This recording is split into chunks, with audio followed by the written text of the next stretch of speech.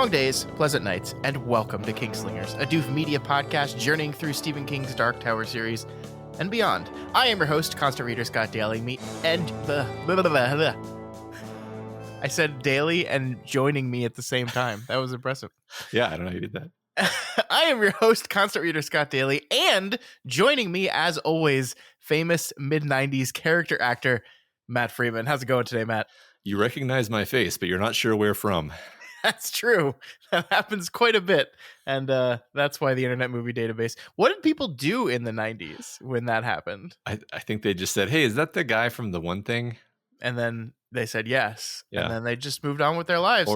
And we lived in a state of not having to know everything at all times. Or conversely, they were like my mom and they were like, oh, that's Tom Skerritt.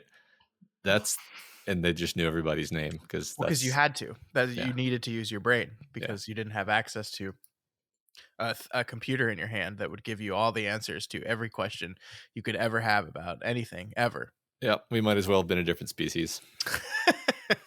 The kids today don't understand. Yeah. But this wasn't even really a 90s movie. Interesting. It feels like it should have come out in the 90s. That's the weirdest thing I can say about Desperation. I 100% this. I like don't believe you that this is not a 90s movie. It's because it has all of the 90s character actors and it has the 90s like made for TV 90s movie tone. Yeah. The only thing about it is the CGI is reasonably good. Yeah, as compared to the Shining miniseries. Yeah, the Shining miniseries, or Langoliers or what have you. Yeah. But just everything. The actors, like it even has here I am, that one actor, that one guy, the one Steven Weber, who who was in the Shining miniseries. Yeah. There's a lot of crossover in this one for sure. We jumped right into it, but in case you didn't read the episode title, this week on the show, our 11-part coverage of Stephen King's Desperation will reach its penultimate episode as we take a look at the shockingly 2006 film adaptation of the book. Desperation, same name. Matt, we already started kind of talking about it, but why don't you tell me what this adaptation of Desperation is all about? When a sheriff arrests a writer, a family, a couple, and a hitchhiker and throws them in a jail cell in the deserted town of Desperation, they must fight for their lives. God, that is a 4:55 on a Friday plot summary if I've ever seen one. Yeah, it's technically a sentence. This film was written by Stephen King himself. This is another one in which King wrote the teleplay for the movie. So once again, King is the writer here. It was directed by Mick Garris, a name you probably should recognize by this point, Matt. He also directed the Shining miniseries. He also directed the Stand miniseries, and he's directed a lot of other things. He also did an adaptation of King's Riding the Bullet. I believe he also did an adaptation of King's Bag of Bones. So he does a lot of TV directing, and that includes a lot of the King miniseries / movie event things. Cool. Yeah, I did not actually think about the fact that it was the same guy, but it definitely feels like the guy who directed several of the things you just listed. Yeah, I mean that could be the reason why it feels so 90s, like we're talking about, because it's the same guy and he has a very like similar sheen to some of his films. And I want to talk about that a bit with you when we get into it here, because I think there is something that works in this movie a lot better than it worked in The Shining for me. And I think it's like just because Desperation is a very different kind of story, and why this. This is gonna be an interesting conversation, Matt, because I don't know if I liked this movie very much, but I also didn't hate this movie. I think it's a fine movie. What did you think? Yeah, I was literally going to say it was pretty good, which is, there's nothing wrong with pretty good, right? Like you want to say, oh, you're damning with faint praise. It's like, well, I'm not damning it. It wasn't great. Yeah. I don't even actually know if I would recommend it. I'm pretty sure I wouldn't recommend it to just generally. Hmm. It was a lot of it was quite enjoyable having just read the book, and I thought it was competently executed, especially as an adaptation. Hmm. I will say, like, we have a lot of um, running complaints about King as a screenwriter. We tend to find him overly talky because he's a novelist. Hmm. He doesn't quite lean on the visual medium as much as he could because that's just not his strength. But in this movie, I largely did not find that complaint to be relevant. Yeah. It's only talky in the parts where kind of needs to be talky because this is like the palaver section of the book, and or like these characters like actually need to have this conversation. Yeah. um i interestingly enough found that what he's trying to get across with the story Desperation is a little bit more clear in the movie, simply because, Oh, interesting. well, I'm gonna need you to explain that for me because I don't know. Go ahead, please cook. I can feel it. I can feel it. It's starting to heat up here. But my point going into this is I feel like the movie kind of jettisoned everything that I thought made the story like super interesting from a thematic perspective. so I think that the book was super nuanced, and it led to these conversations that you and I would have where we would like meander over this huge landscape of Hmm. ideation, and the movie just couldn't take up that much conceptual space, so it had to constrain itself down to just saying some very simple things. And gosh, see, I only watched it one time, so I can't really call to mind exactly the lines, but there are a few times where a character says a line that is in fact not in the book, but it's just a really excellent summation of the position that the character would say in that part of the book. Okay. Um, and gosh, I wish I could remember exactly the moments I'm talking about, but it's like, um, the moment of the moment of Johnny's sort of catharsis and turnabout, I still didn't think was executed in a way that really made sense to me in the movie. Just like I didn't quite feel like it made sense to me in the book either. But at least like a combination of Tom Skerritt's performance and just like the simplicity of the dialogue, where it's like you were you were shown evil in the past so that you would be here to fight evil in the present so that you could destroy Tack, and Hmm. him just accepting this, it was like, okay, bam, got it. Got it. Sure. Like I don't know if I like buy it, but I get it, right? Whereas I neither bought it nor got it in the book.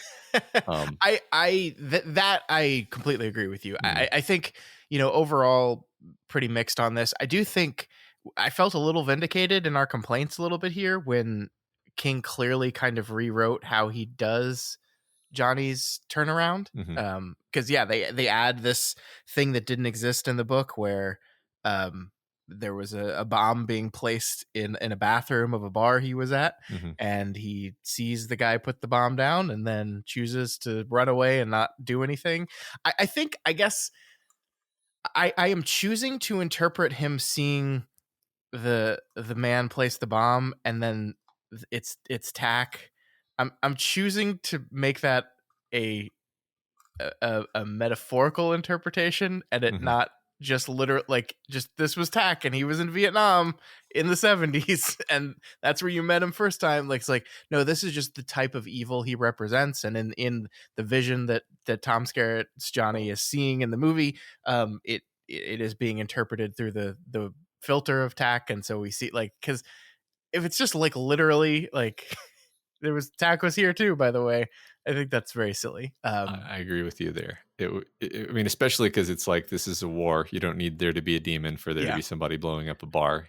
Right, right. And I actually I love that. Like I said, like we had a little bit of a problem with why Johnny, like why now, like all these moments that we talked about ad nauseum in the book. And I feel like King recognized on some level that that moment needs a little work. It needs a little oomph. And it added a specific moment, a specific scene. And I know the point in the book is not that there's like one specific moment that defined the person he became. Like I get that. I get the nuance of that, but that doesn't really function in a 2 hour movie, right? And Mhm. so just like, yeah, let's just have this. There's one thing, this one moment of evil that he stood by and did nothing, and it's been kind of haunting him his entire life. And boom, there, David and this experience brings that up in front of him again, and he's forced to reckon with it, and he's forced to deal with it, and he makes a different choice. Yeah, it's very effective. It great solution to a problem, I think, and it pretty functional. I liked Yeah. it for Yeah. sure. Yeah. And that's kind of like my overall feeling on this movie as a whole, Matt. I don't know how long this episode's going to be, because like normally I like come sit down in this chair, like with like pages of notes, like ready to talk about a bunch of stuff, and I just didn't do that this time around. Like Hmm. I honestly, like, it's a 2 hour and I think 10-minute movie. I felt myself kind of struggling to pay attention by about halfway through.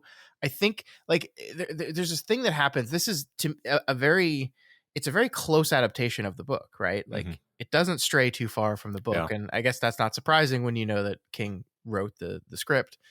Um, but like I felt like like it felt like watching a paint by numbers where I knew exactly what every move the book was going to do or the movie was going to do, and there's moments here and there that like really caught my attention, and I perked up, like whether it's a camera angle that Mick Garris chooses to use, or I thought like one of the great moments to me was how they rewrote the Johnny explains what tack is to David scene, where they're like, how do we make this function in a story? Yeah. And they did a fun little device, which was, David's still up in the projector room, just like he is when he gets this information before. But hey, we're in the projector room. Let's just have him look into an editing device and see an old timey video that explains the history of tack. And Yep. I thought that was really clever. And it's like I literally like have this distinct memory of watching this thing of like kind of half paying attention, maybe second screening it a little bit, and then this happens, and I'm like, I sit up in my seat a little bit, and I'm Yeah. suddenly drawn back into this thing. I thought that was great. I like that. I liked using pi as like a vision, Mm-hmm. hallucination, vision to give people information, Yeah. instead of having the sort of impersonal voice of God that the characters hear. I thought that worked well in a Yeah, visual another medium. really elegant solution to a problem that just would not have functioned. Yeah, exactly. I, I, I I think it was. I'm just most of what I want to say is just sort of almost rotely running through the changes that I liked. So, like, I think it was probably a good choice to cut out Audrey. Yeah, yeah. Like, Mhm. I actually love the element of the Cantaz, and I love the character of Audrey, and I thought that whole scene with her was super creepy and gross and great. But it's a good choice to cut it out of the movie. It would have been a sort of a meander. It would have been too long. Yeah, let's talk about that a bit, because I think I agree with you. Like, this is a thought I found myself having watching the movie that kind of surprised me, because I do think Audrey's reveal and those moments is some of my favorite stuff in the book by far. Like, I Hmm. loved it. I loved it. And yeah, like I was just like, but how would you do it here? Like, how would you do that? And like, if you're acknowledging that you're gonna have to take a 550-page book and shrink it down into a 2-hour movie, some stuff's gonna have to go. And Hmm. like that stuff was really cool, really impactful, but ultimately like didn't drive the plot forward that much, right? Yeah, Like it kind of made me laugh when like the mountain lion comes through the window and it's fighting everyone and they kill it, and then they oh, where's David? Oh no. And then they just kind of walk up some stairs and just find him. yeah, And like there's no real conflict there. But like there was a conflict there in the book, but the resolution of the conflict in the book was David's back and he knows what we need to do now, right? So yeah. like you accomplished the same exact thing by just carving that character totally out. Right.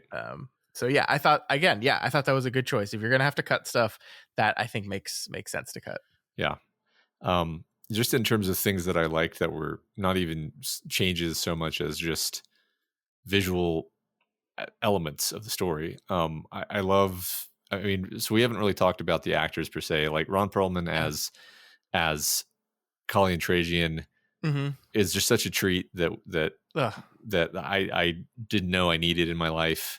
It's the perfect casting. Like, it's the perfect casting to a level of like, I would have been like, Steve, Mick, if you don't get him, don't make the movie. Like, Uh-huh. just don't do it, because there's no one else. Like, who else could have done this well? Like, it's perfect. Yeah, yeah. Like he really seemed to understand the character. I Mhm. don't know how else to say it. Like I wasn't picturing Ron Perlman's face because I mean he's got a very unique looking face. Mhm. I wasn't even close to picturing Ron Perlman's face, but like the character, the persona of Tack, I think Ron Yeah. Perlman really just embodied in a way that just utterly delighted me. The whole scene, you know, the first part of the movie is kind of the best part of the movie, just like the first part of the book is the best part of the book, where Yeah. you've got Ron Perlman, you know, entrapping all these people and just being a terrifying maniac.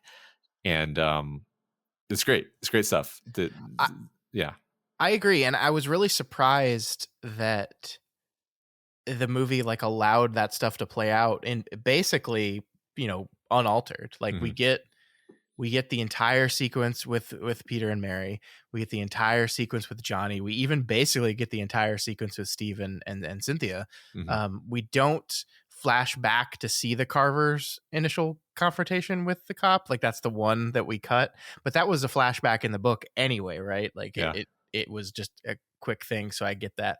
So yeah, I mean it's really, I didn't time this, but it feels like 45 minutes into the movie before everyone is together in the jail cell and we start everything, which I think is what the story requires. Like I think that slow roll of that initial terror and to your point that Intragian being the best part of the book and Ron Perlman's version of him being the best part of the movie, like you kind of want to stretch the time you're with him as much as Yeah. possible.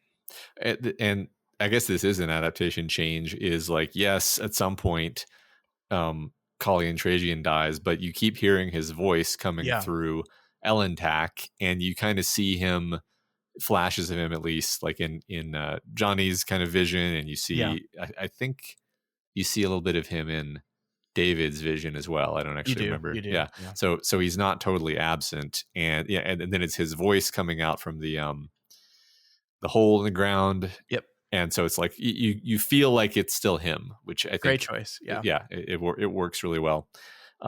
So that's all good. I just, by the way, while we're talking about, you know, Intragian and the like him sort of falling apart and like just the gore effects, I don't know how they got away with it, but it was gross and it was like perfect. It was really good.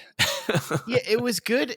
I agree with you. It was good in a way that's not like, how like sometimes we talk about Gore and like sometimes in Gore like we get so obsessed with realism that Hmm. we like Hmm. lose something. Like to me there was nothing like realistic about the way these people were falling apart, Hmm. but like it's effective, Yeah, right? yeah, Like it is really effective. Like they just basically said, we're just gonna like draw lines through their face, just yeah. these weird lines, Well, and yeah. it's gonna work. It sells you the idea that they're like swelling to the point of bursting, even though Yeah, it doesn't yeah. really look right. I mean, what it Mhm. reminds me of is The Exorcist. Mm, mm, They all kind of look like the girl in The Exorcist, which, by yeah. the way, also doesn't look really particularly real. Like No. it looks uncanny in a way that's upsetting, and that's Yeah. kind of the goal. I think part of the reason why I say that is because they had like contacts, at least Ellen did, Yeah. that made them look even creepier. I thought the most effective part was when Ellen Tack is chasing the car, and first of all, I just thought that was a well done scene, and then she like grabs on with her arm, and then you just hear this perfect like, and then her arm rips off, and Yeah. I Again, loved it. they took the Audrey scene and they kept it, right? The Yeah, arm getting ripped off. They just put it somewhere else. Yeah, I mean, like exactly. this is I think the greatest compliment I can give this whole thing is, and it feels pretty shitty and unartistic to say this, but like very economic choices of storytelling to take this thing and turn it into a feature. Like Hmm. just like everything we've talked about so far on the show is basically like they changed this, but it was the exact right decision because it allows you to do this, this, and this. Another one that I really liked, and I want to get back to some of the characters, but I do want to say this: we actually meet Steve and Cynthia before we meet Johnny Uh-huh. in the movie.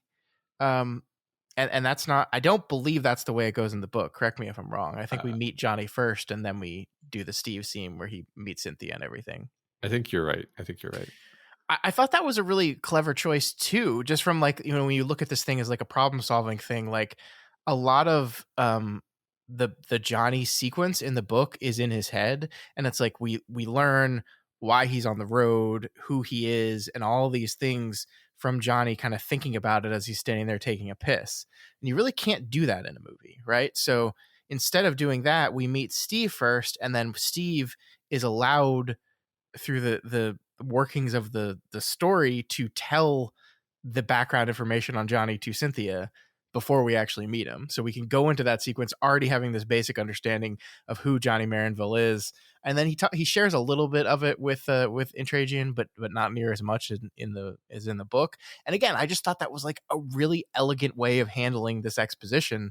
Like a lot of this story is in the characters' heads, right? And as they struggle with things. And I don't know, like there was several moments where I was like, oh, this is a really clever way of getting these characters to express this stuff out loud.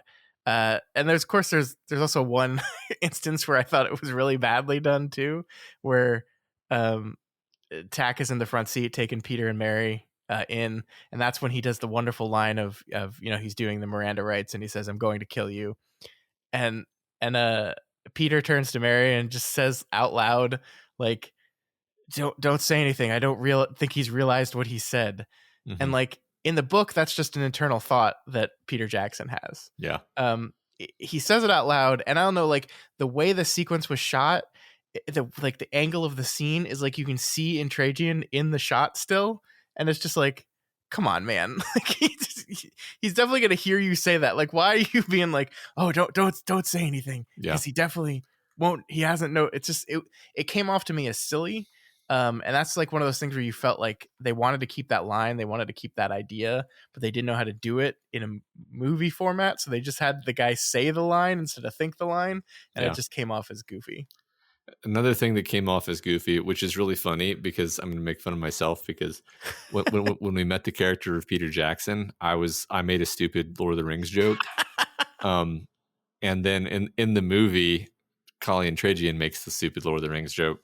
Yeah. But in the movie, I was like, oh, because I was like, you don't do that kind of, like, you just change the character's name. Like you don't like, that's purely an artifact of the fact that his name was Peter Jackson. Yeah. The Peter, Paul, and Mary joke made sense because that is cluing you into the idea that this is a book that is rife with religious references. Sure. So that wasn't cringe. What the fuck does Peter Jackson have to do with the theme of the Bible, you know? Okay. Well, yeah, I mean, and Peter, Paul, and Mary is talking about the band too, right? But it served dual purpose. Yes. Yeah, I mean, like, if you follow Stephen King on Twitter for any amount of time, you will see him make some of the corniest, most terrible jokes ever put to the page. And as soon as I heard this joke, I was like, oh, Steven, you couldn't help yourself. Like, you could not help yourself. Like, because obviously, like, it was 96 when he wrote this.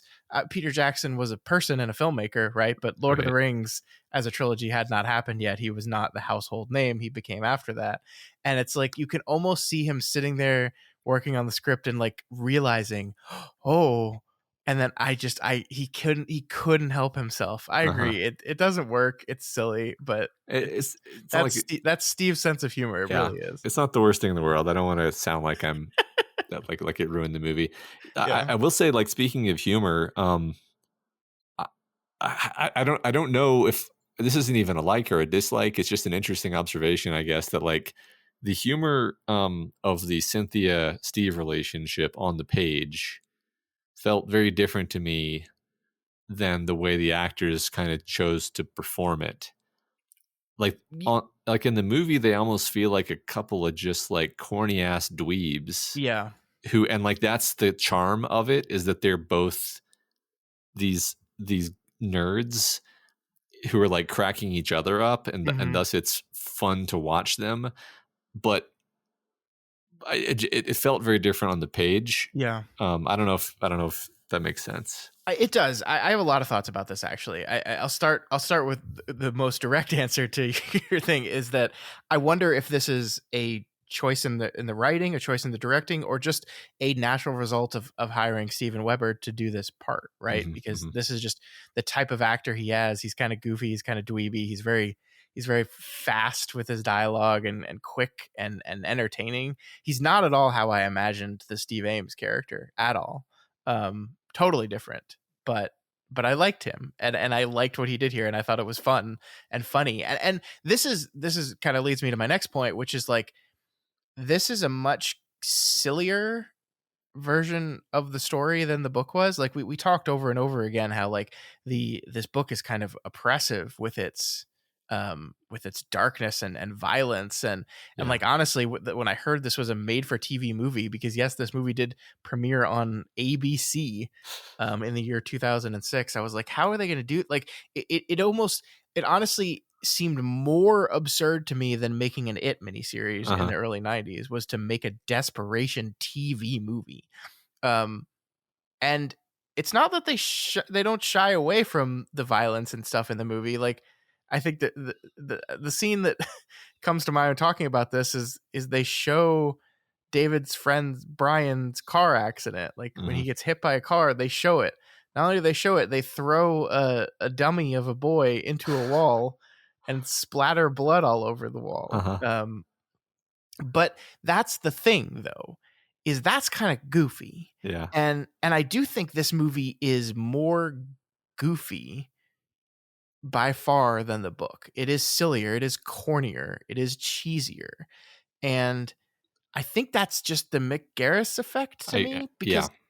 because like that's the way I felt about The Stand at times. That's the way I felt about The Shining a lot of the time. And again, maybe that's just a Weber thing, but like it just seems to me like that is the way he approaches these properties.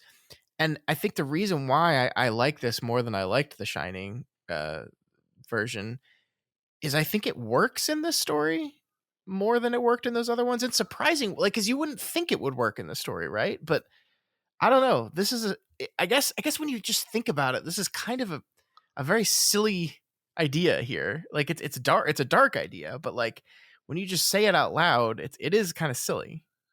Yeah, well, it's really shaggy. I think that that's one thing you notice watching the whole thing in 2 hours, just compressed instead of reading it Mhm. over the course of a long period of time, is you're like, wow, there's just a lot of weird stuff in here. It meanders, and then this happens, and then this happens, and think about the one thing I was going to say just overall is like the movie's pretty well paced, and Mhm. like the reason it's pretty well paced is it's taken like a ton of material and it's crammed it into 2 hours, Yeah. and it has to be well paced. Um, Yeah. yeah, that's I agree. I mean, I think it does certainly move, and it does kind of expose the truth that like once everyone gets to Desperation, like nothing happens story wise until they get out of the theater, right? I mean, I yeah, guess there's the stuff with the cougar, but after David makes his daring escape, up until the end, it's all kind of them just sitting around hiding and talking and like yeah, freaking out, and it's functional on the page, right? But like in a movie, yeah, it's just like it's just, okay, what are we doing yeah, here? And so it has to tear through this stuff very very quickly. right, I actually heard this was originally planned to be like a 2 night TV event, so like similar to like The Stand, where maybe it was 4 hours total, 5 hours total, hmm and like I'm really glad they didn't go that way, yeah, I because agree, like I don't know what else you put in this movie. Like how do you add 2 hours to the story? exactly. Like what would you do? Yeah, so that's interesting, and that I think that ties back to something I wanted to say. 'Cause I think a second ago, and then I kind of spaced was like talking about the tone and the darkness, Hmm. and the goofiness that you were just talking about is like I think okay, so this is my thought experiment to you. Like, Okay. imagine the scene where David's friend gets hit by the car, but like directed by Mike Flanagan. Yes, yes. And the thing is, in order to do that, you have to say, okay, well, first of all, it's not going to be like 8 seconds long. It's going to Mhm. be like an actual sequence, and there's going to be like mounting dread, and there's going to be like interesting camera stuff, and there's going to Mhm. be consequences, and it's going to feel like something. It's going to, like you can even see it in your head, right? Yeah. I almost want to go through like a bunch of different directors and be like, you can see how different directors would do this. None of them would do it the Mick Garris way, because the Mick Garris way is like silly, and there's like a lack of gravity to it. Yeah. And I think lack of gravity is the buzzword that I'm going to go with here, because Mhm. another scene and this is like the harshest thing I can possibly say about this movie, but like this boy has lost his sister and his mother within the last, 8 hours, and his father's throat is torn out in front of him by a bird, Hmm. and he's like, no, no, not him too. And like Tom Skerritt sort of like saves the scene. Like you get the Yeah. sense Garrus is like, all right, I'm gonna put the camera on Tom because Tom is gonna have to carry the drama of this moment because the kid is not gonna carry it. Um, and Yeah. I think part of that is like due to the time compression, and part of it is just due to Mick Garris kind of not being able to carry that level of gravity. Yeah, I just also think like I don't know, like I kind of make it a rule on our show not to bash on child actors too much, but like this kid wasn't that great, right? He did a serviceable amount. I think there's moments in there where I was like, oh yeah, I get what you're doing, and I'm responding to it. But yeah, for the most part, it feels like you have the superior actors in the scenes really trying to prop the kid, the kid up. Yeah, Which is, I mean, kind of a constant refrain in a lot of Stephen King adaptations, right? It has children that have to carry a heavy amount of the film for so long that when you adapt these things, you got to find how are you supposed to find someone? yeah. Well, yeah, I mean, it's interesting. Like, so I'm not even, you're correct about all that, but like, I don't even know if I want to be hard on the kid actor so much as just like the whole idea of like, okay, this is the magnitude of the horror of the premise Hmm. almost like can't fit into the frame of what you're trying to do with this movie. Sure. It's I'm struggling to think of an analogy because it's a weird thing here, but it's like it's among the cruelest and most upsetting books that I've read.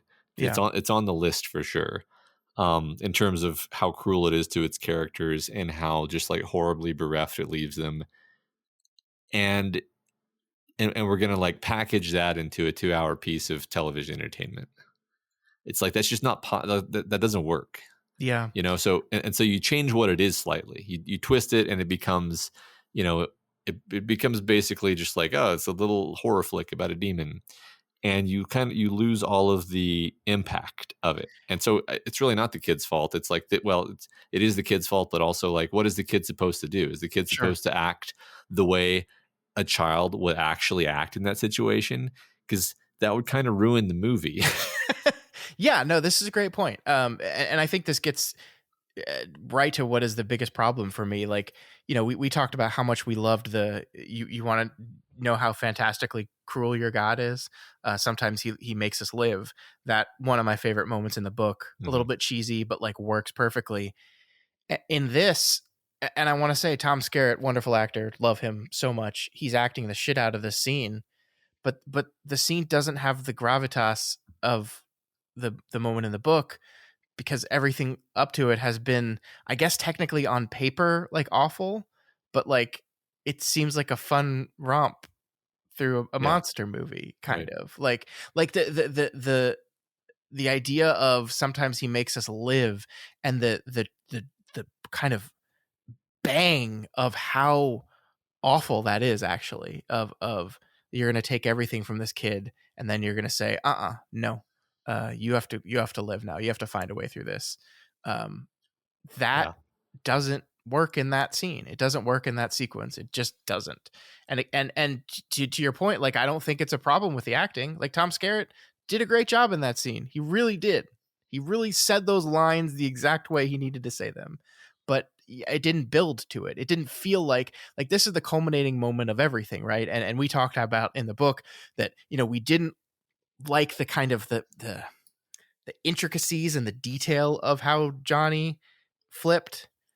mhm, But once you get past that and just say, okay, but now that's happened, like everything after it just works wonderfully. And including that moment. And I think in the movie they handled the flip better, but then it didn't feel like it built to me to this yeah, moment. yeah. I think this is an interesting meta conversation about adaptations and the inability to convey certain emotions in certain media, Sure. or not inability, but the difficulty of doing of juggling tone in a film where maybe you could totally juggle that tone in a book. For some reason, I'm thinking about the way Johnny dies in the movie. It's got this lightness and this kind of feeling of triumph to it, which reminds me of remember the end of Independence Day when Yeah. Randy Quaid is flying his fighter up into the Hello, laser. boys. I'm back, I'm back. and like like no part of your brain is like, oh, that man just sacrificed his life tragically. Hmm. Like because it's like the tone of that movie is like, this is an awesome space adventure. Will Smith is going to punch an alien in the face. It's fun. Okay, Yeah. it's fun, and you're going to feel little dribs and drabs of poignancy here and there, but you're supposed to be having fun. And like this show that we're talking about, it's kind of doing the same thing, where it's like we're fighting this evil demon tack. It's terrifying, it's brutal, but also we're kind of having fun. We're all having fun here, folks. Don't worry about it. Don't put your children to bed. It's all good. And you can't have Johnny, like, kind of bitterly uh uh tragically accepting his fate as a failure at life. Like he has to have a great final line. Yeah. to, Well, I you mean, know so yeah. so I completely agree with you, but I guess my question is it possible we were reading the tone of the book wrong? I think the answer is no, but I'm just devil's advocate here, because the final Johnny, the line that ends Johnny in this movie is directly from the book, right? Like he Uh-huh. says, "Gosh, I hate critics," or something like that. Yeah. And that is kind of a tongue in cheek line in the book too, right? Like that is like kind of a funny like call back to Johnny and his insecurities and on all these things we've been dealing with him, and like in this final moment, like that's the thing he says, like that's a little funny, and it is a little Independence Day Randy Quaid-y, a little bit.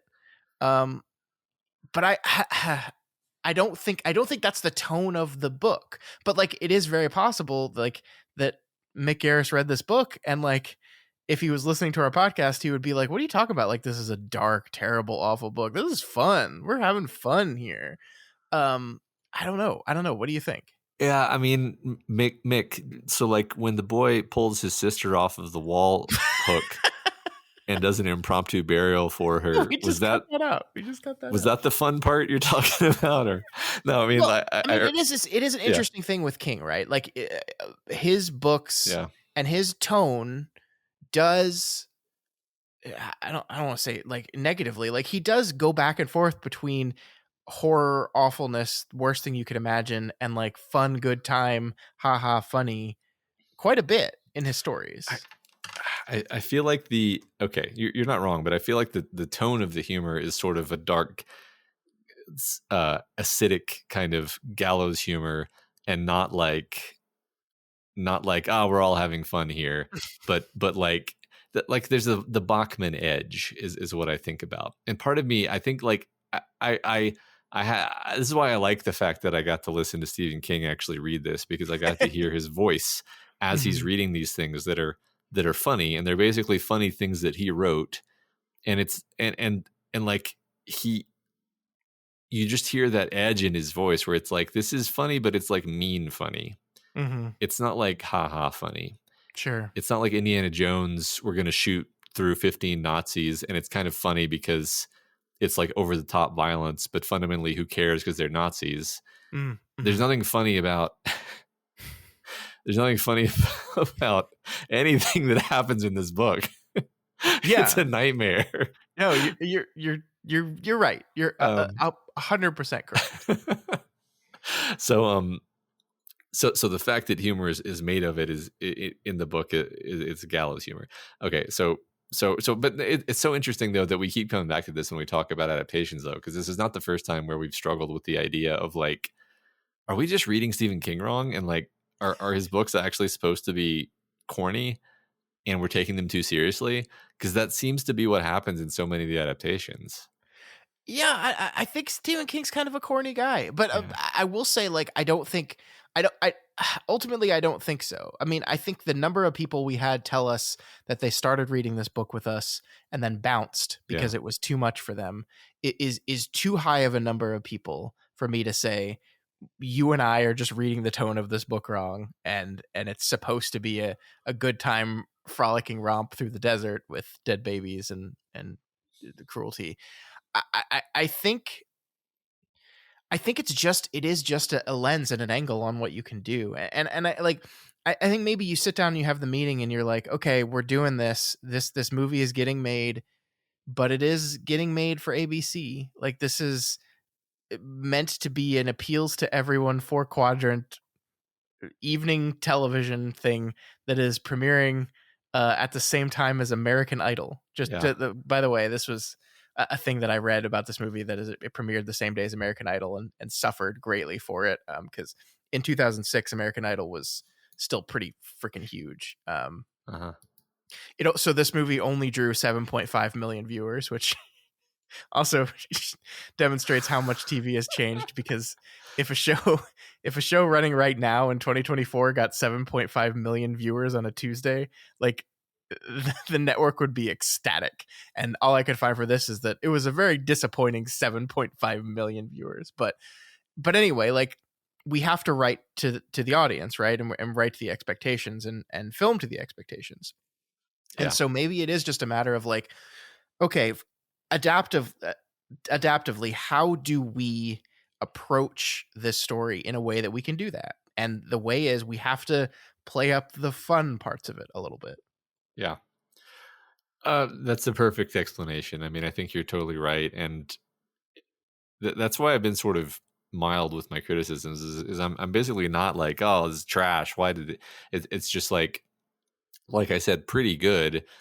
And it makes compromises for like the medium and for I think what you're correctly saying, like for sort of the target audience. Yeah. It's just got a very different target audience than what the book was, Mm-hmm. which does make me wonder, like, when Stephen King gets this phone call of like, all right, yeah, we've optioned Desperation, we're going to make the adaptation. Now, a few notes: we're going to need it to be family friendly, and I'm just imagining him being like, you want me to make Desperation family friendly? Yeah, it's a story Oh, about a kid. yeah, okay, all right. I'm a professional writer. I can do that. Yeah, yeah. Um, Makes Yeah, I mean, sense. they like, but don't you agree that The Shining has a similar tone to this? Another story that I would not describe as like a rollicking good time story. Like the King written, Garris directed, 1997, Steven Weber starring The Shining. All the same people involved here has a much like higher energy, faster pace. We're having a good time while also it being a little creepy story. Like it feels the same to me. Yeah. Yeah, sure. I mean, I think both books actually have a sense of horrible dread looming over them that is Yeah. sort of not present in either of the adaptations. Mm-hmm. Um, I mean, both of them are actually a lot more about looming dread. I mean, The Shining Yeah. in particular, the Shining, like kind of very little happens in air quotes Mm-hmm. for most of the book, and it's more focusing on the ramping up of tension Yeah. of what is going to happen.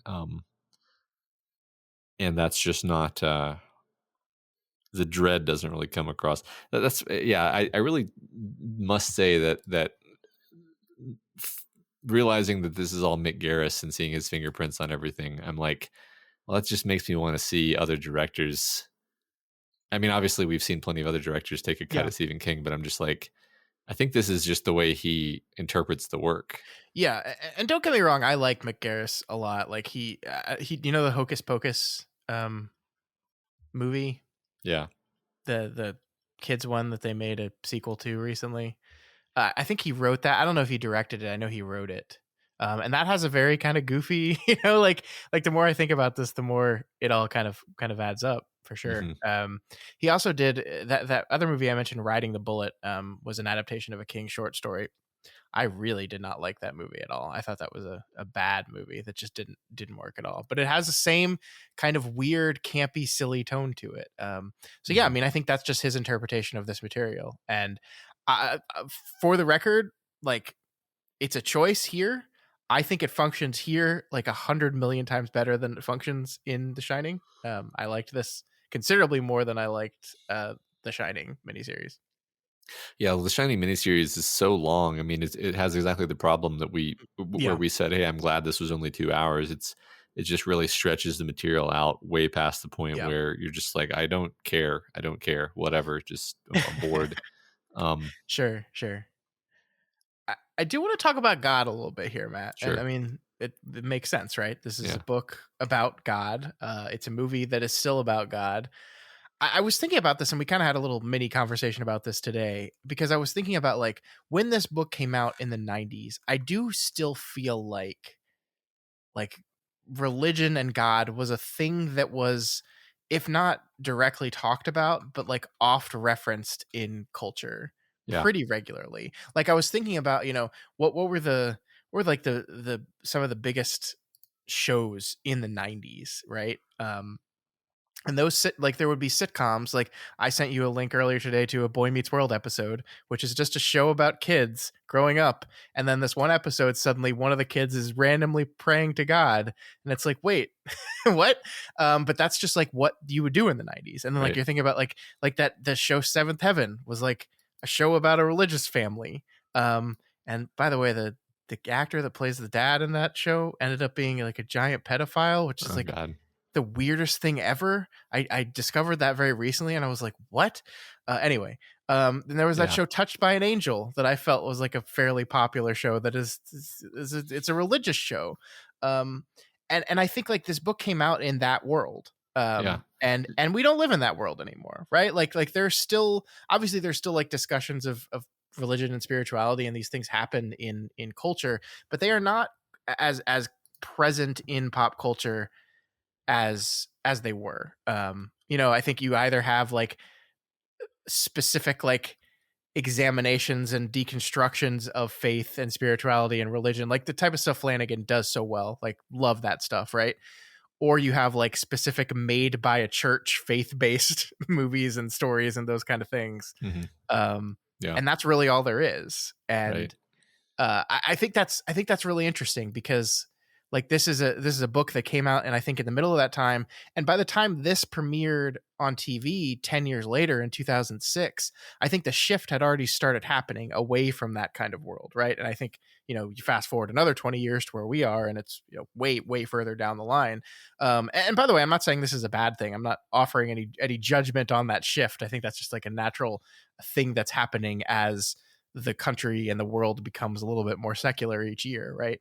yeah, But I don't know. I just find it interesting that like this story takes place in that world, and then the movie kind of takes place in a world that's moving away from that world, because yeah, I think this is less examining and critiquing the idea of God and spirituality than the book was. Like I think the book, like the central thing of the book is like, yeah, God's an asshole sometimes. Isn't that weird? Let's explore that. yeah.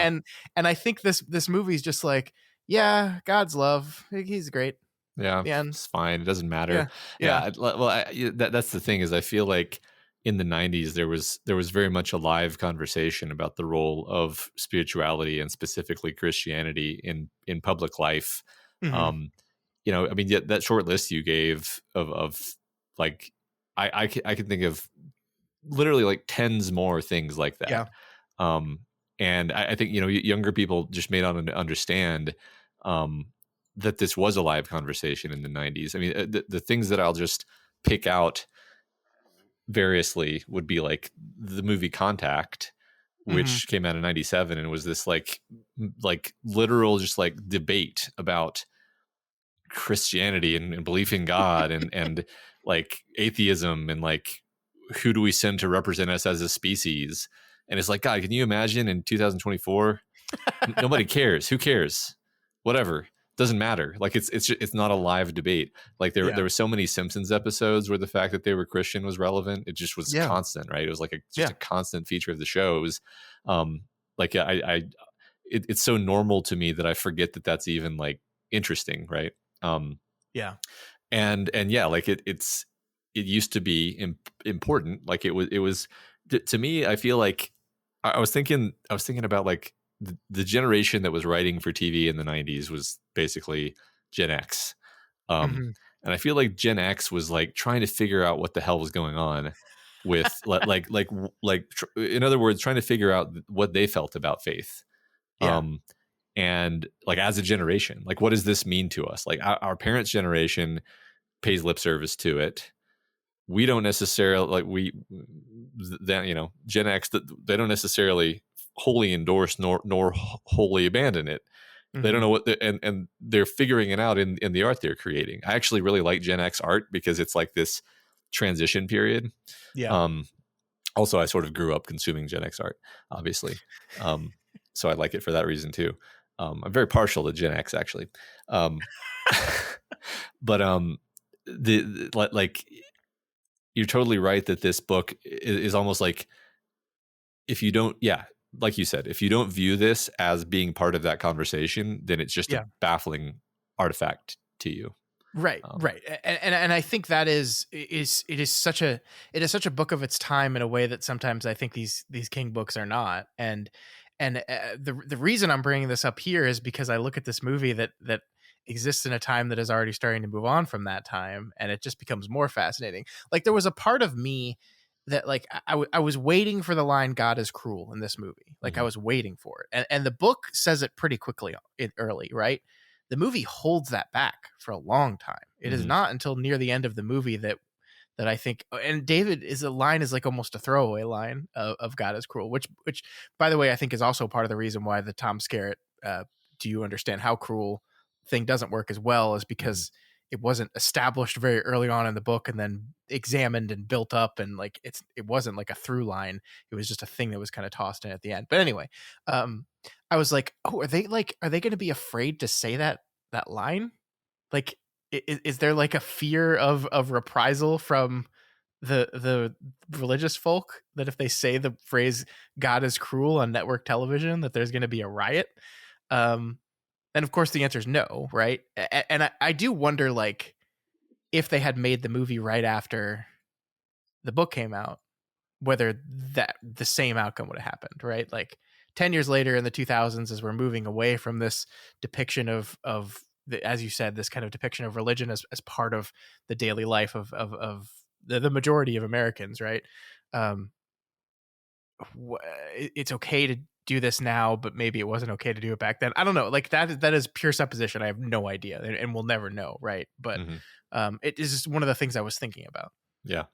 Well, what's funny is I don't think there would have been riots, but I think that there was a lot of hesitancy to say such things because Yeah. people, Hmm. like they would have gotten angry letters and possibly, picketing or Yeah. whatever, because there are these organizations out there. I mean, I'm Um, just trying to imagine like raising my hand in Sunday school and asking the deacon of my church, "Is God cruel?" and like seeing what his reaction would have been. yeah, Like I don't think it would have been like, "Oh yeah, definitely." yeah, yeah, or reacting to some horrible story like story of Job and saying Yeah. God is cruel and like Yeah. just yeah, I think we were properly like terrified of authority figures, and it never would have even occurred to us to do that. Um, Yes, yes. I, I will say I just want to put like a disclaimer on this, that like this is from our perspective of the way the world was, right? Like and could uh, could very well be a completely limiting wrong perspective. Um I think it probably matches most people's experience, but I don't know that for sure, right? So I yeah, just wanted to say that out, right? yeah, yeah. That's fair. I I I don't know. Yeah, interesting. It feels that's yet another reason why it feels like it's a 90s movie, even though it came out Yeah. in 2006. Is it's just it almost feels irrelevant in terms of the Yeah. conversation it's trying to have because it's like nobody else is having this conversation. It doesn't matter. Nobody like I actually think this may have been super interesting and like uh, uh, uh, provoking in the Mhm. 90s because think about some of these movies we're talking about. where you know you've got like Meg Ryan falls in love with an angel or whatever, and it's like I'm not even saying these are like the worst things in the world, but they're just like such they tended to be such shallow Yeah. explorations of the ideas of faith and religion. And King, you can imagine King kind of like sitting back and going like, okay, but like if we took this whole Christianity thing seriously at face value, it would be terrifying. Yeah. Like the implications of taking this seriously are terrifying implications. Yeah. I think there is a thing where like in the 90s, like there was a push or a desire to, as you said, like depict religion as a daily part of people's lives, because it was for a Hmm. great many of the people, but it was indeed done so in a very shallow way, because like we were afraid of pissing people off. Hmm. And I think the one improvement that most certainly exists now is that the things that do actually plumb God and religion and spirituality are ones that are doing so in a much more incisive, exploratory way. Like I think a perfect like uh, Mike Flanagan's Midnight Mass, Stephen King's Desperation, right? Hmm. Like Hmm. two things that are looking at religion from a very specific lens and like picking at it, and Flanagan, I think is much harder on this stuff than King is. I think he has slightly different beliefs than King is, but like I think they're almost perfect kind of reflections of the times they were made in, to me. Hmm. Because I mean, ultimately, Desperation is a story about how God is real and loves us, but also is going to put us through hell sometimes. Hmm. And well, I don't want to spoil Midnight Mass, but it does not. The ending of Midnight Mass is not God loves you. Yeah. Well, yeah, I think Midnight Mass is more about these characters and their personal relationships with faith, Yes. which, but again, like you said, it explores those personal relationships in multifarious and complex ways. Hmm. Um, Character to character feels very authentic, does Yeah. not feel shallow, does not feel like lip service, which No. is what a lot of these stories felt like, Yeah, right? I mean, Midnight Mass is a Gen X creator, as you Hmm. said, Hmm. Mike Flanagan, who grew up in a very strict conservative Catholic, I believe, upbringing, and did not like it, does not like it, but understands that his parents, the people he loves, still very strongly believe in these things, and so it is a pretty pretty rough examination of these things, but with like a core of I love people that truly believe all this stuff, and I don't want to like completely disrespect them. Which is why it's one of the most fascinating things that's been created in the last 5 years. I love Midnight Mass so much. Yeah, me too. Um, I don't even know what point I'm trying to make here anymore, other than it just really struck me that I'm just like imagining Desperation like released on Netflix today, right? Hmm. It just would feel so wild to me that there would be this thing on Netflix that everyone's watching and talking about that is like starts with the supposition that yeah, God is real, and here like a major plot point is this boy is gonna be praying in the middle, like it just Yeah. like I feel like people would immediately be like, am I watching some faith-based nonsense? Right, right, right. Yeah, unless it's going to turn out that the kid is totally wrong, right? Right, yeah, Which is what we expect nowadays, right? Like, right, yeah. if that's I was genuinely thinking while watching the movie, I was thinking about my thought experiment of like, what if Mike Flanagan had directed the scene, and then I was like, you know what I want to see is like some other director, could be Mike Flanagan for all I care, for the sake of the argument, just like do a Stanley Kubrick's The Shining treatment on Desperation, where he kind of throws the book away and like rebuilds it based on his memory and kind of the story that Mike Flanagan would tell, not necessarily Yeah. the story that Stephen King would tell. Not Hmm. that I don't like Desperation, but I want to see it reinterpreted by someone who is aligned with what it is trying to say, because I don't think Mick Garris is aligned with what Desperation is trying to say. I Yeah, think or maybe it's not even that he's not aligned with it. I personally don't know what McGarris does or does not believe about anything, right? But maybe it's like those thoughts and those things are and those examinations are not something that's like at the forefront of how he looks at the world. Yeah. And it just wasn't a priority in the storytelling in any Yeah. case, regardless of whether we put it at his feet or Yeah. ABC. Ki- Yeah. to add up on this, like I think honestly, like King is not the best screenwriter, and that's fine, right? But Hmm. I also like I don't I don't want to see him write his own adaptations. Like to me, the cool thing about an adaptation is that you take an existing work and you get to see someone else's spin on it, right? Hmm. At least in this, we got to see, tonally, this is what McGarris saw when he read this book, or maybe, uh, maybe charitably, like this is what he saw when he read this book and understood he had to put on screen with a limited budget and network level sensors breathing down his neck the entire Yeah. time. But um, like when King writes the script, the thing that I've noticed is that they are very true adaptations. Like, you can imagine King has just like had this bee in his bonnet about The Shining for 30 years, and he's like, I'm gonna write this one, and it's gonna be my book. And like, cool, I guess. I love seeing people's interpretations and takes on stuff, because you're absolutely right. Like, what would someone that approaches religion and spirituality and belief in a different way than Stephen King, reading this material, what would they take away from it? Like, what would they do with it? How would they change it? Would would it be more satisfying to you if it was from that other perspective? That like I don't know, and unanswerable questions, right? But interesting questions. Yeah. Yeah. They are interesting. You know, it's interesting to me that King even wants to write his own adaptations. Yeah, I know. I Like know. how often do authors do that? I can't imagine it happens a lot. I mean, it's just he's so incredibly prolific that when you hear like that he writes his own adaptation script, sometimes you're like, well, I guess that's not surprising. But at the same time, it's like, well, shouldn't it be a little surprising? I mean, most Hmm. most novelists don't dabble in screenwriting, as far as I know. Um, I could be wrong. I don't. I No, don't think I am.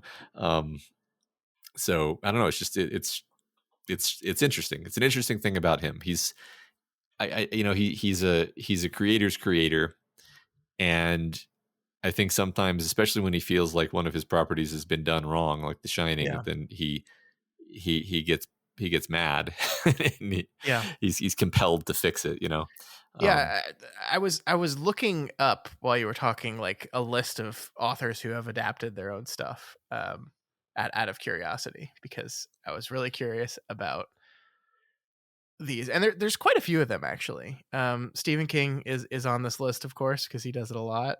But I think one of the most successful ones is Gone Girl. oh yeah, The author of that book wrote the yeah, screenplay, and really, really good screenplay.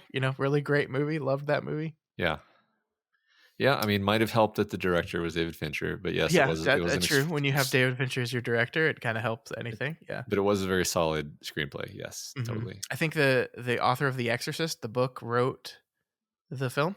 Okay. I also think Mario Puzo, who wrote The Godfather, wrote the movie, which is weird because like The Godfather, the movie, I think is like well known for being just like so like it's kind of, as the kids say, kind of a mid book, um, and Uh-huh. an incredibly good movie, right? Uh-huh. My Same thing, yeah. So it that's interesting to me that he wrote it and then like made it better, I guess. my kids say mid now. Do I they mean, really? they do, yeah. So, I mean, I think that it can't be discounted that two of the books two of the adaptations you just named were like all-time directors. Yeah, So, so yeah. yeah, I don't By the know. way, apparently Crichton wrote a screenplay to Uh-huh. Jurassic Park. Uh-huh. It was heavily it was heavily changed, Yeah. so we can't really give him credit for that. But Yeah. That sounds about right. so yeah, I mean, this does happen, and I don't know. It's not that they end up being bad movies. Obviously, great movies, great directors, as you said. But yeah, I mean, I think where my interests lie in these kind of things is the writer slash director slash both, like, I want to know what your take on this stuff is. That's like I want Mike Flanagan's Dark Tower, if and when that happens, to feel free to break from the plot, right? Like, Yeah. tell the story, don't be as committed to the plot. And Yeah. like, if you told me, like, if Mike Flanagan's like, great news everyone, I'm gonna direct this series but Stephen King's gonna write it, I'd be like, I already read his version and I loved it. It's one of my favorite book series ever. But like, the reason I was excited about this is because I wanted to see what you were going to do with it. Yeah, that's a really interesting point. I think that, wow, that's such an interesting point, because I realized in my brain just now that if you told me that Stephen King was going to write the screenplay for the Dark Tower adaptation, I would be less excited, Yeah. Uh-huh. which is a remarkable thought to have. Yeah. And like, and it's so interesting because it's like, what, Matt, you don't like Stephen King? No, of course I love Stephen King. It's what you just said. Like, I want to see I want to see it adapted, not like transliterated. Mm-hmm. Mm-hmm. Because yeah, for all the reasons we just talked about. Yeah. Yeah. All right. Anything else you wanted to say about Desperation? That feels like a pretty natural end point for us. No, I'm good. I guess I enjoyed it more than I expected, but I still think it was kind of mid. God damn it. I hate that word. Like, I totally understand our parents and the previous generations, like, hatred of all our stupid slang, because like, I hear it and it hurts me. Yeah. It hurts me. Well, I just get immediately angry when, like, no offense to any of our younger listeners, but like, when we get comments on stuff, is like, I can't believe you liked this movie. It was just pretty mid. I'm like, I'm not listening to you anymore. Yeah. I'm not. Yeah. Well, I can't believe that you're 8 years old. Yeah, I am.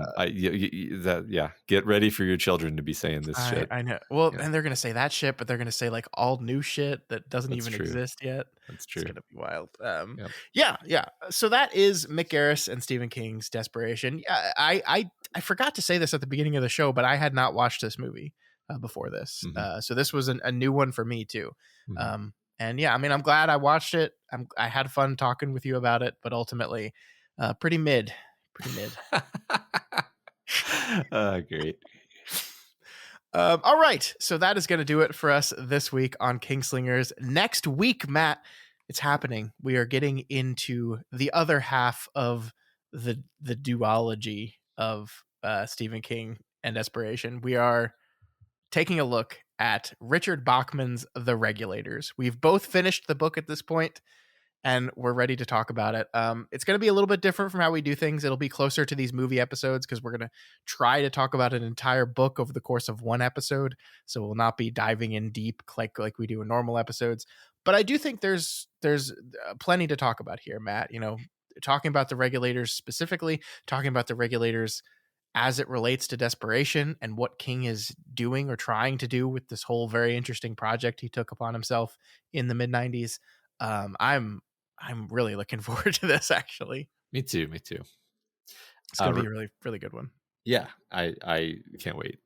But remember, you can reach us via email at kingslingerspod@gmail.com or on Twitter at kingslingerspod or over on the subreddit at r/doofmedia. And if you are not already subscribed to Kingslingers, now is the time to do it. After we finish up with the Regulators, we are moving on to the 2000s, the aughts, and we're going to be taking a look at Stephen King's Duma Key, a choice that I made that I think surprised quite a few people. Another one of those ones that people probably wouldn't expect as on a list of quote unquote greats from Stephen King, but a book that I deeply love and can't wait to talk to you about. Awesome. I've been excited about this one for a while. This is one of those ones where I don't know much about it, so I don't quite know why I'm excited, but I am. Yeah, I mean, I think our friend Kim kind of helped you with that, because when we talked to her back a while ago and mentioned we were doing this book, she was incredibly excited. So I've hyped it up for you. She's hyped it up for you. I hope we don't let you down here. Yeah, I don't think we will. No, I don't think so. Yeah, if you like Kingslingers and you want to support us, then please consider donating to our Patreon at patreon.com/doofmedia. Yeah, and if you cannot afford to donate, that is absolutely okay. You can help us out by sharing this podcast with all your Stephen King loving friends. Probably don't share it with like Stephen King movie loving friends because we were kind of harsh this week. I don't know. I liked the movie. I thought it was fine, Yeah. Yeah, it but was okay. Yeah. but you can also leave us a rating and a review. This week's review comes from Kelly H, who says, I've gotten so much out of these guys' discussions about the Dark Tower and beyond. They cover Stephen King books in chapter chunks that they read weekly and dive deep into tower connections and the stories themselves. They are insightful, funny, and an amazing listen and a way to read these books. Season 1 covers the Dark Tower series and its directly connected works. Season 2 covers non-directly connected works and explores said connections. And Season 3 dives into unrelated but amazing Stephen King works. I'm pretty late to the game and still catching up from Season 2. That just means I have a lot of their amazing coverage to listen to and read along with, so no complaints there. Genuinely my favorite podcast of all time, and I urge everyone to check them out. Wow, Kelly, of all time. Can we put that on like a mug? My favorite podcast of all time? Sure. Put that on a mug with no other Yeah, context. that'd be such an asshole thing to do, of just like carry around a mug that says, quote, genuinely my favorite podcast of all time, just quietly sipping on it like, yep, people like me. Kelly H, genuinely my favorite podcast of all kind. That is so kind, though. We appreciate you so much, Kelly, and thank you to everyone who has taken the time to read, to send in those rating and reviews. They do genuinely help. Really, we say this every week, but it remains true. They help a lot, and we appreciate you doing them. All right, folks, that's it for the Desperation movie. We are leaving Desperation, Nevada behind and heading towards suburban Ohio for just a normal day on Poplar Street. Nothing bad's gonna happen at all. Yep, just like in Desperation. We'll see you folks then. Long days and pleasant nights. And may you have twice the number.